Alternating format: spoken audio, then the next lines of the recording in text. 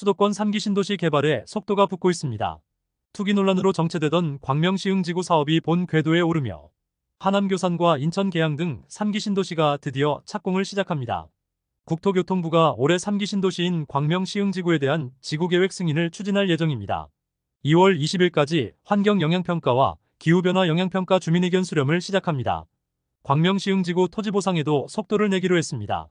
남양주 왕숙 등 다른 3기 신도시는 대부분 신도시 발표 2년 내로 보상 공고가 나왔으나 광명시흥은 계속해서 보상 공고가 늦어지면서 불만이 커졌습니다.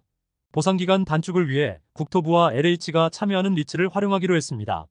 다른 지역 신도시들도 기존보다 6개월 정도 앞당겨 올해 상반기부터 착공을 시작합니다.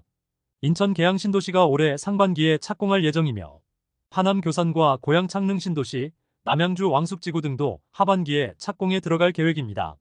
그동안 일부 사전 청약만 진행한 3기 신도시 착공이 진행되면 기존 단지 본 청약과 신규 단지 사전 청약 등 공급 물량이 증가할 전망입니다. 인천 검단 신도시에서는 2월 중 1군 브랜드 신규 분양이 나올 예정입니다. 검단은 대규모 택지로 서울과 경기 등 수도권 거주자의 50% 물량을 배정하며 1순위는 추첨제 60에서 100%로 행운의 당첨도 가능합니다.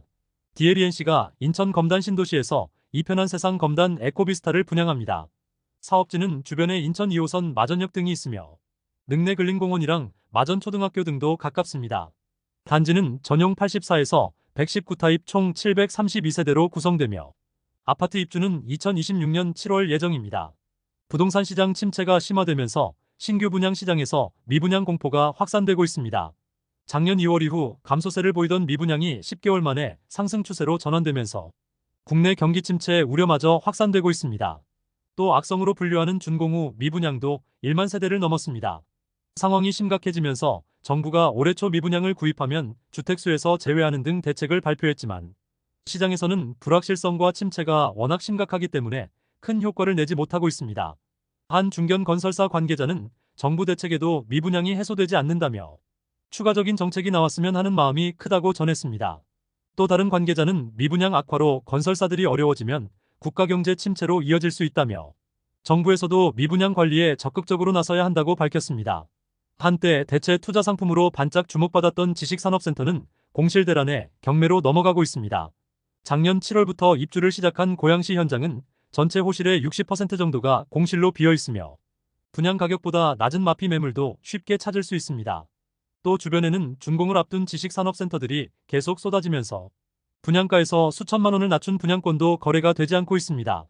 계약금 10%만 내면 된다는 말에 지산을 2개 호실이나 분양받은 계약자는 현재 임차인을 구하지도 못하고 매물로 내놔도 팔리지 않는다며 대출금 이자의 관리비까지 부담하느라 너무 힘든 상황이라고 전했습니다. 경매로 넘어가는 지산 물량도 급증하고 있습니다. 지난해 경매 시장에 나온 지식산업센터가 총 688건으로 1년 전보다 70%나 크게 늘었습니다. 반면 매물이 쏟아지는데 매수세는 사라지면서 경매 물건 낙찰률이 30%도 넘지 못하고 있습니다.